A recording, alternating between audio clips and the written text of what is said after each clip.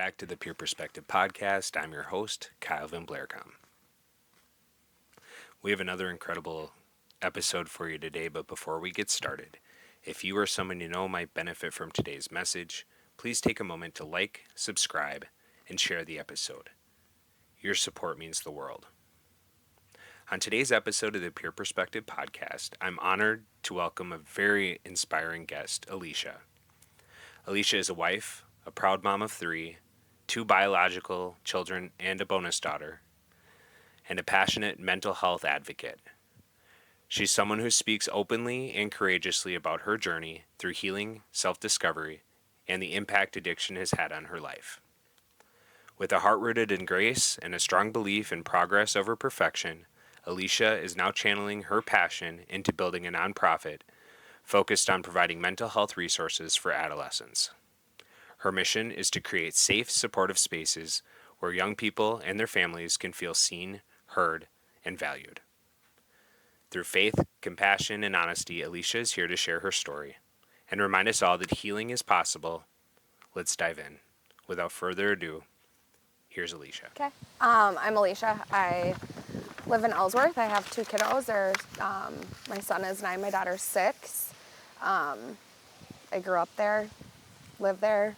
I do a lot within the community. Yeah.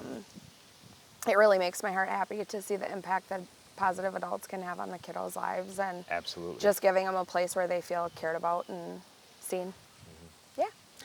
Yeah, and that's kind of, at least from my experience, we kind of want to give our kids some, the things that maybe we didn't have, or be the adults in their lives that maybe they didn't have, and I'm sure you'll talk about that a little bit, just kind of based on your own experience. But maybe you can bring us back to your childhood and kind of share, your lived experience. I know you had shared that your father had some struggles, and you kind of, witnessed that firsthand, play out. Yeah, so he struggled with alcoholism my entire life. And he would be in and out, and, when he would try and go get sober, he would come and visit, and then when he would relapse, he'd be gone for years again, and then he would come back, and I remember being like 6 or 7 years old, and my mom had to sit me down and have the conversation of like, this is what the doctors are saying, that he has 6 months to live, and I I did live that for 6 or 7 years of my life. And then he ultimately passed away when I was almost 13. And it was much more of a shock than I ever thought that it actually would be, only because I thought that he would live forever. I really thought that he would live forever. When you go through hearing for years and years that, he wouldn't be here anymore, and then every time he pulled through, you just kind of thought that every time he would pull through. So he was like Superman. He was really invincible in my eyes. So it was really a tough pill to swallow. What was that relationship like? Like, I mean, obviously, knowing that he might not be around and being so young, like what was that like? I felt a lot of feelings of abandonment because he wasn't really ever around. Sure. So it was one of those things where even when he would come around, they would have him on so many medications that he would just sleep. So like I remember I think it was actually the last time he came to visit, he had just gone to treatment. He came, me and my mom actually picked him up at the bus stop in Hudson. And I remember we were on our way there, and she told me that we were going to pick him up, and I was so mad at her that I kicked her dash because I didn't want to see him. But then, of course, when I did see him, I was happy to see him. Right. So it's kind of bittersweet. Yeah, right? A kid in that situation, I feel like it's a lot of mixed emotions. Yeah. Like, you're angry, but you still want them there. So Yep. it's really hard to navigate, especially at a young age. But he came that weekend, and I remember he just slept the entire time. So he had said, like, we would go to a movie, we would go and do this, and then he slept all weekend, which Now looking back, I understand why, Sure. because when they do have you medicated, that's what you do is you sleep. Yeah. But it was like a big disappointment because I had all these big thoughts and like of what was going to happen and what it Right. was going to be like, and it just didn't happen. So my mom took me to go and do all of the things Sure. and just kind of picked up the pieces, which was hard, but Yeah, I can imagine that you know, probably envisioned things as a kid as to how that relationship was supposed to look, and yeah. you know, and how do you navigate? Obviously, you know, you talking about it now, you have probably a sense of clarity about the situation, but I can imagine that it wasn't always like that, and there was some resentments, you know. Yeah, there were a lot of years of mixed feelings. I blame myself for a lot of years, and that was a really hard thing to deal with at that age as well. As far as like, why wasn't I enough? So I had a lot of self-worth issues for a very long time, which led to people pleasing and like clinging to the wrong people Sure. and doing the wrong things, and just I had a very good I have a very good mom, and my sister, who is actually 11 years older than me, has always been my biggest cheerleader, but they were always overcompensating for something that I didn't have. So like even my sister's been with the same guy since I was 5 years old. So in a non-conventional way, he was really my male role model. Sure. So me and my sister never really got to have the sisterly relationship when I was growing up. It was more of like a mom and sister type of thing. And little did my brother-in-law know, he was stepping into more of a male figure role for me than he was Yeah. my sister's boyfriend in high school, you know? Yeah. So I think just growing up that way and not knowing what I should look for Yeah. in a partner or a man, it was really hard because, like I said, I gravitated towards the people that were very much like my father, Sure. that I wanted to help because I couldn't help him. So for a lot of years, I was trying to be like a people fixer. And like I didn't realize until probably 5 years ago that you can't fix people. Yeah. They have to want it for themselves. And my husband has really been a huge support in like my mental health journey and Sure. like what I need. And even though we grew up completely different, his parents are still together and I love them dearly, but he doesn't understand what growing up in a more non-conventional way Sure. feels like. So sometimes we have struggles because I find myself very much overcompensating for my kids. Like I want to make sure that you have the best of the best life because that's not what I had. And even though my mom tried, when you're one person, you can't Sure. do all the Yeah. things. Yeah. And that wasn't always the healthiest relationship either. But she didn't know what she didn't know, Yeah. you know, Yeah. and you just do the best with what you have. Yeah. Yeah, I mean, I can relate to a lot of that from my own experience, and just how you kind of unconsciously cling to people, you know, that are like your parents or whatever, and good and bad. You know, Yeah. there's also some probably positive things. Yeah.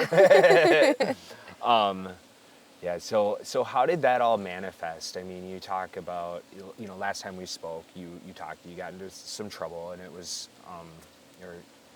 with your own kind of chemical use and mental health stuff. Can you talk a little bit about that? Yeah, I started drinking when I was 14, and I just thought like, this is what kids do. And I Sure. remember my mom telling me, she used to get so frustrated with me because my dad used to tell her like, don't ever let her have her first drink.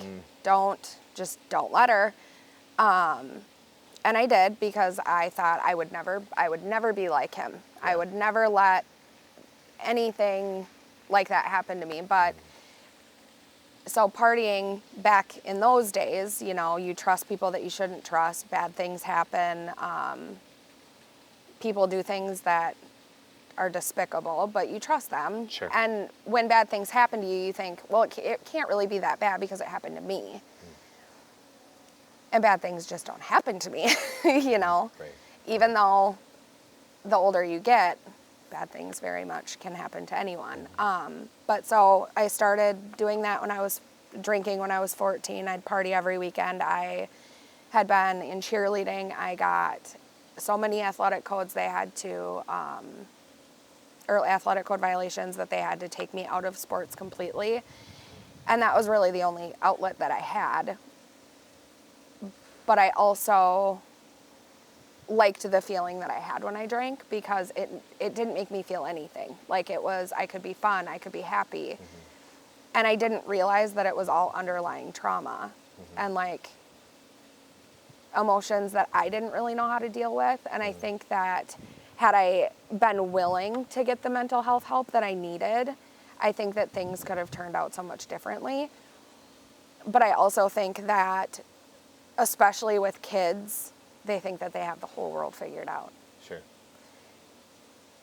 And I know that I wasn't willing to hear it when I was that age. I wish that the adults would have taken a little bit more time to look at it and be like, what is going on? Like, why is she doing the things that she's doing? And just cared a little bit more. And I don't blame them because I do know that I had a lot of teachers and adults in my life that cared about me. Sure. But it's like we had kind of said last time, if you acknowledge it, you have to do something about it. Right. And I don't know how much they would have wanted to do or could have done differently. Well, and also in Wisconsin drinking culture, you know, you wonder how much of that is just kids being kids, just normal, kind of a rite of passage, you know? Yep. I mean, I know we talked a little bit about that last time, how many, you know, functions or events or whatever are held at bars, and you know, it's just kind of normalized. So it's really hard to discern between when it becomes a problem or, you know, so, I mean, I can look back and see pretty easily, like, that was not probably good. That was not what we should have been doing. But I get it. It's probably confusing, and I would like to think that we've moved, I don't know, as a society to like recognize those things a little bit better, and there's more focus on mental health and, you know, these things that come up in our kids, but still got a lot of work to do. We do, and the thing about it, I feel, is that with any substance use problems, I feel like there is some sort of underlying trauma that just has not been identified. I know, like with my dad, the older I got, the more my mom would be willing to talk about it with me. And he didn't have an easy life growing up. He had a stepdad that beat him, and he was in the military during that era, which was not a good era to be in the military. There were a lot of drugs and substances going on then. And then before I was born, his mom lived in Chicago and was murdered in a burglar murder situation. And he always felt like a sense of guilt for not being there to protect her. His brother also struggled with alcoholism too. He got sober, but you think about it, what do people not want to feel anymore? Because at the end of the day, the substances and the alcohol, it makes you feel what you, or not feel what you don't want to feel. Right. And so I feel like our mental health system needs a revamp. We need to figure out something, anything. And I think that when there are people that are struggling, I think that it should be required that the kids do some sort of therapy too, because sometimes I feel like, especially like when you go to treatment, right? They put you in therapy and you're supposed to deal with all of the things that have happened to you, and then you get out. You as the person with the substance use problem is thrown right back into society. And sometimes I feel like the kids are the overlooked innocent bystander. Yeah, I think you're absolutely right. And that's why, you know, when we started talking, I think that you have such a unique perspective, just kind of, you know, dealing with your dad and all the stuff that came with that. And, you know, as someone in recovery, I recognize that like we have this unique opportunity. We get to leave and go off to treatment and then come back. And from my experience, we've done all this self-work and this healing, but everyone around us, all this collateral damage is still there. Right. And it's hard, and it's hard to have those conversations with your kids. And it's hard to have those conversations with your spouse. And, I know, so where we went to treatment, they had a family program, which I thought was really cool. Unfortunately, it's just not available everywhere. Yeah. And so it really is a family disease.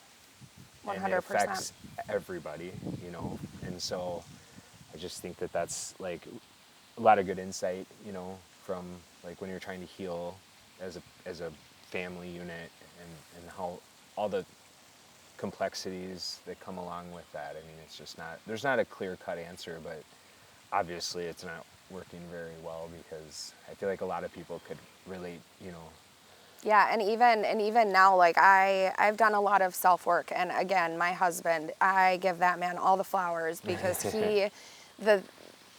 before I was really doing self-work, I remember I was working down at a bar, and I wasn't going out as much, so I didn't think it was a problem, but I'll never forget, he picked me up from the bar one night at 2:00 in the morning with my kids in the back seat, and he said, "This is becoming a problem." He didn't belittle me. He didn't make me feel bad about it. He just simply said, he was like, "This is becoming a problem." And I looked back at my kids sitting in the back seat. I've been drinking all night. And I thought, yep, you're right. And that was my turning point. I did a lot of self-work. And that was when I didn't feel like I needed it to cope with the feelings that I felt inside anymore. I'm not saying that I don't drink, but it's not to the point that it was at that time, because once I dealt with the things that I was essentially hiding from and the things that I was ashamed of, it didn't have control over my life anymore. Yeah. But I do know that it runs in our families. So I know that science has said, like, it is a disease. How do we have those conversations with our children? Because like we talked about last time, we have to. Yeah.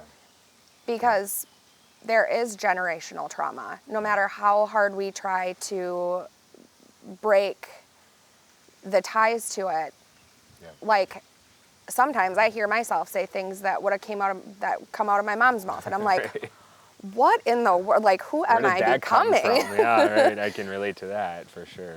But when you are doing your best to break the generational cycles and the trauma and the things that go along with it, being open with your kids about that is probably the most important thing. Yeah, I couldn't agree more. Just like even that awareness, like, oh, it sounds like my parents, or you know, or kind of challenging those beliefs, right, about ourselves and our parenting skills and you know, those like deep-rooted things that kind of come up. I don't know, it's just, I think that's what it's all about. That's the progress, right? It's like, because, you know, no, that's awesome stuff. I also feel like children of addicts or alcoholics, they grow up having a lot of self-worth issues. So I think that's, from my experience, I didn't want to change because I didn't think that I was worth the life that I have now. And I am here, I will scream it from the rooftops, from the mountaintops, that you are worth 100% of the most fantastic life. And that we don't have to be our circumstances. You can 100% overcome them, and you can have whatever life you want. That there is absolutely there is no playbook for healing, and there is no playbook for parenting or healing. If you want to heal and you want to be better, you can do it, and the things that will come after are the most beautiful things that you will ever have. That's amazing stuff. Kind kind of backtracking a little bit to, you know, you were involved with like church ministry growing up, and that particular ministry is no longer, but you kind of shared with me some aspirations that you have kind of moving forward and something that you're interested in pursuing. Can you talk a little bit about like where that came from and then maybe your plans for the future? Yeah, so growing up, I went to English Lutheran out of Ellsworth, and we had a really solid youth group for many, many years. Deanna, our youth minister, she is the most amazing woman. She really gave me a space that I probably wouldn't have had otherwise. Cool. She saw that I was one of the rougher ones, and she loved me the same as everybody else. I went on mission trips. Cool. Which was the best thing, and I can't wait until my kids are old enough so that I can take them. Yeah. You literally go, you work on people's houses, you just give back, and you live in a school for a week, and like you worshiped it. Like, it is the most amazing experience. But we did that, and then we also did, there was a house that our church owned that we fixed up. And like we went in, we demoed it, we painted, and it was called the Youth House, and it was just for kids to go after school where they could play video games. We had Bible studies. It was the most amazing thing.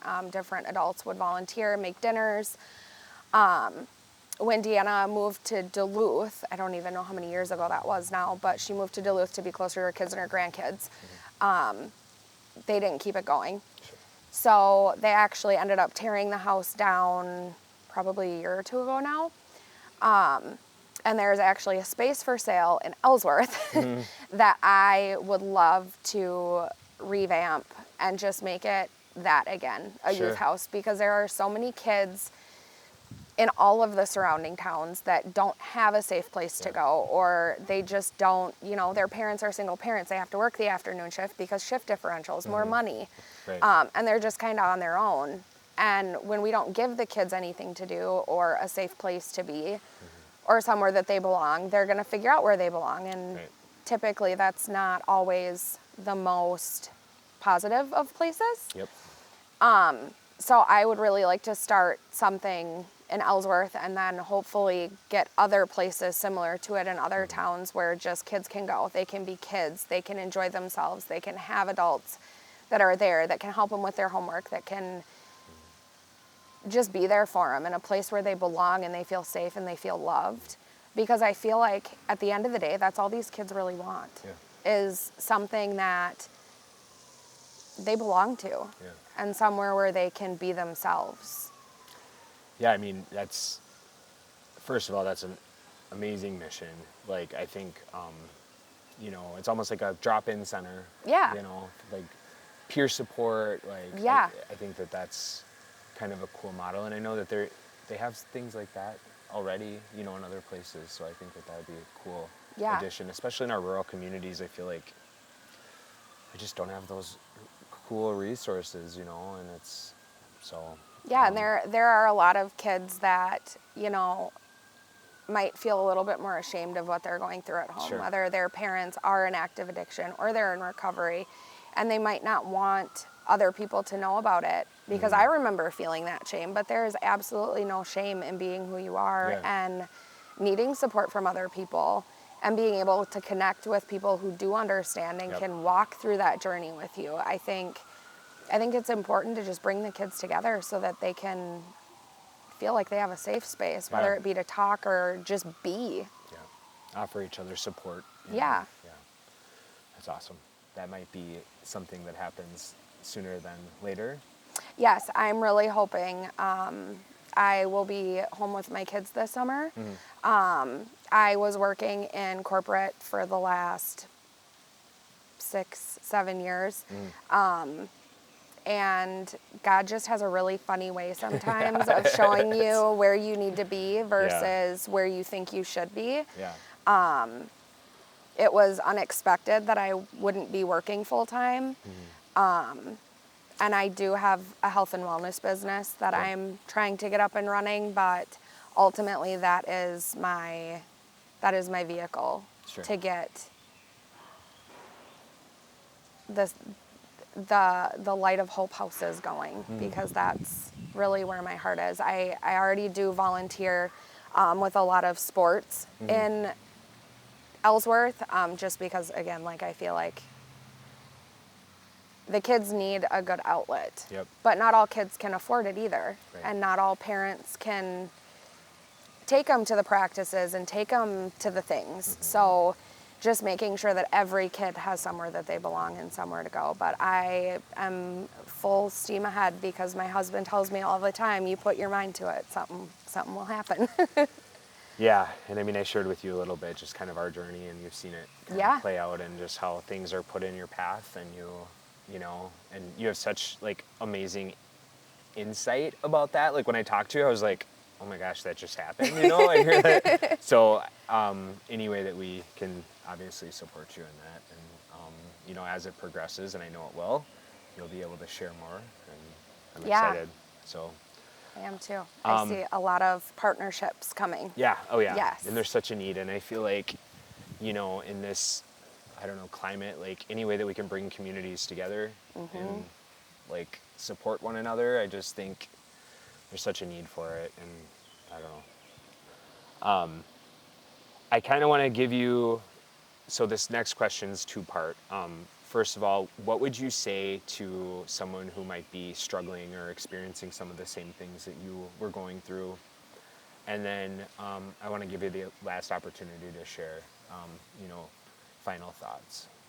Yeah, I think anyone that is going through anything like I did growing up, that your circumstances don't define you. And you can either live in your trauma, or you can live despite of it, and you can overcome it. Just because you are where you are now doesn't mean in 10 years you're going to be in the same place. If you do the work on yourself, you can do and be whatever you want to be in this life. It doesn't have to be where you are now. You don't have to live there forever. And I think that just knowing that you're worthy of love and all of the good things that come to you, and just that you, if God puts it on your heart and he puts it in your mind, it's not impossible, because he will get you there. And I know that, you know, some people might have different beliefs, but if it's on your heart, you will get there. Yep. If it is your passion, it will happen. And just remembering that you are more than worthy of everything, and that you are amazing, and that you have a huge purpose in the world. Amazing stuff. Well, Yeah. I just want to thank you again.